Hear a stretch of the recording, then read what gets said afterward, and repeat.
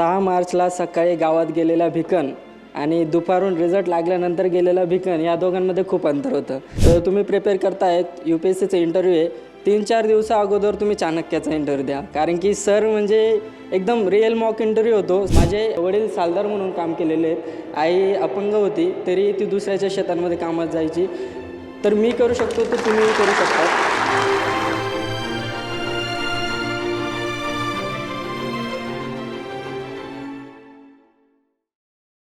सर्वप्रथम मी विनंती करतो भिकन जगन रोजेकर.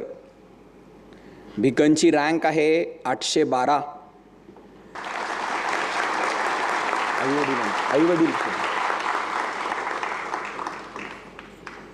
त्याचं शिक्षण BSc ॲग्रिकल्चर झालेलं आहे. वसंतराव नाईक मराठवाडा कृषी विद्यापीठ परभणी. ऑप्शनल आहे अँथ्रोपॉलॉजी. तो मूळचा आहे जालन्याचा. आज आईवडिलांसोबतही तो आलेला आहे आणि विशेष सांगण्याचं म्हणजे त्याच्या इतकीच त्याच्या आईवडिलांची कहाणीसुद्धा प्रेरणादायी आहे. त्याचे आईवडील दोघंही शेतकरी. सालगडी म्हणून पण काम केलेलं आहे. स्वतःच्या शेतावर शेतमजुरीसुद्धा केलेली आहे. सगळं केवळ 2 मुलांचं शिक्षण व्हावं म्हणून. दोन्हीही मुलांनी त्यांच्या आईवडिलांची मान ताठवलेलीच आहे. कारण जसं आत्ता भिकनची निवड झालेली आहे त्याच्या काही दिवस आधी त्याचा लहान भाऊ विकास याचीसुद्धा भारताच्या सेनेमध्ये निवड झालेली आहे.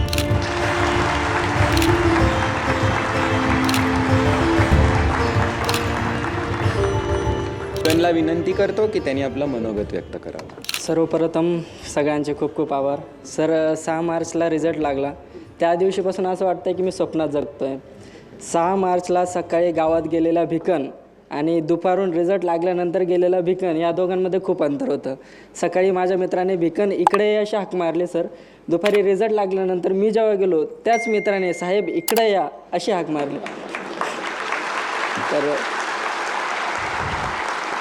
खूप भारी वाटतं आहे जेव्हा मॉक इंटरव्ह्यू झाला माझा. असं म्हणतात की तुम्ही प्रिपेअर करतायत UPSCचा इंटरव्ह्यू आहे. 3-4 दिवसा अगोदर तुम्ही चाणक्याचा इंटरव्ह्यू द्या, कारण की सर म्हणजे एकदम रिअल मॉक इंटरव्ह्यू होतो. सरांनी जे क्वेश्चन मला विचारले होते ते खूप सारे रिपीट झाले. सरांनी शेवटी सांगितलं होतं मला की भिकन तुझ्यामध्ये खूप पोटेन्शियल आहे, तू करू शकतो, बस तू सांग की तू करू शकतो. मी सांगितलं सर मी करून दाखवतो. तर सर मला इंटरव्ह्यूला 171 आले. चांगला स्कोअर आहे आणि माझा इंटरव्ह्यू खूप छान झाला होता. सर माझं प्राथमिक शिक्षण 10वीपर्यंत सगळं मराठी माध्यमातून झालं आहे. जिल्हा परिषदला झालेलं आहे. ते म्हणतात ना की इंग्लिश BSc पाहिजे, तेही इथं खोटं झालं. दुसरी गोष्ट IIT MBBS हेच मुलं क्लिअर करू शकतात किंवा कुठंतरी फायनान्शियल सिक्युरिटी असलेलेच क्लिअर करू शकतात. माझे वडील सालदार म्हणून काम केलेले आहेत. आई अपंग होती तरी ती दुसऱ्याच्या शेतांमध्ये कामात जायची.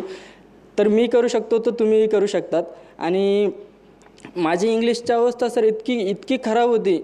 10वी झाल्यानंतर मी जेव्हा 11वीला गेलो तर मी नेचरला नटोरे म्हणायचो, जजला जुडगे म्हणायचो. तर इतकी खराब होती तरी मी इंग्लिशमधून पेपर दिलेले आहेत, इंग्लिशमधून इंटरव्ह्यू दिलेला आहे. तर याच्यामध्ये आईवडील माझे भाऊ नेहमी म्हणायचे की भिकन तू फेल झाला. 4th अटेम्प्टला सर मी मेन्स लिहिली, माझी नाही झाली. मी म्हटलं मी सोडतोय.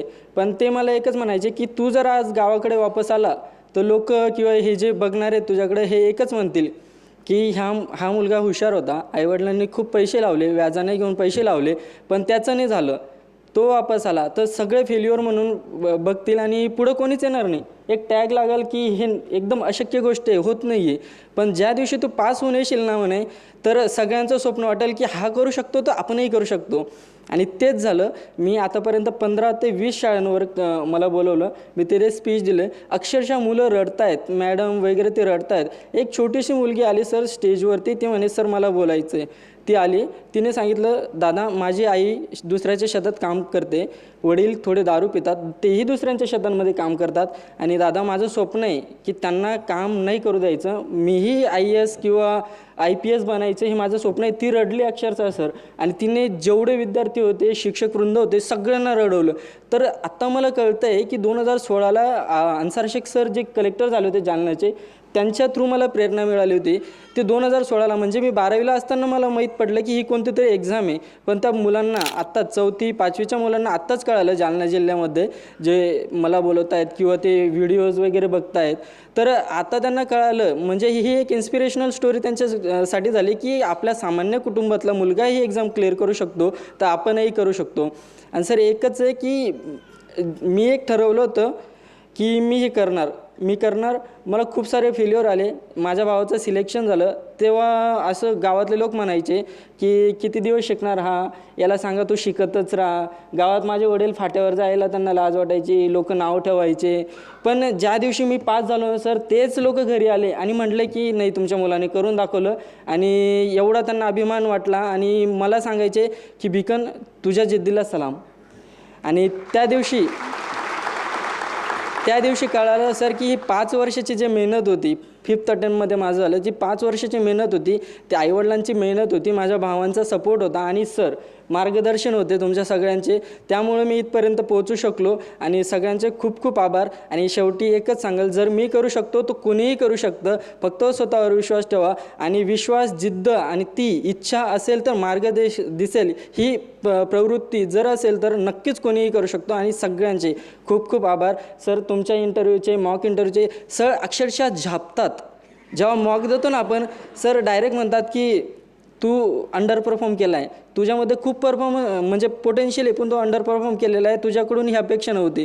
तोच विद्यार्थी तेच शब्द लक्षात राहतात. सर म्हणतात ना तुझ्यात खूप पोटेन्शियल आहे, तेच आठवतं आपल्याला. जर एवढे मोठे सर किंवा कुणीतरी म्हणतं आहे तुझ्यामध्ये खूप पोटेन्शियल आहे, ते जे वर्ड्स असतात ना ते माणसाला स्वतःला पुश करायला भाग पाडतात.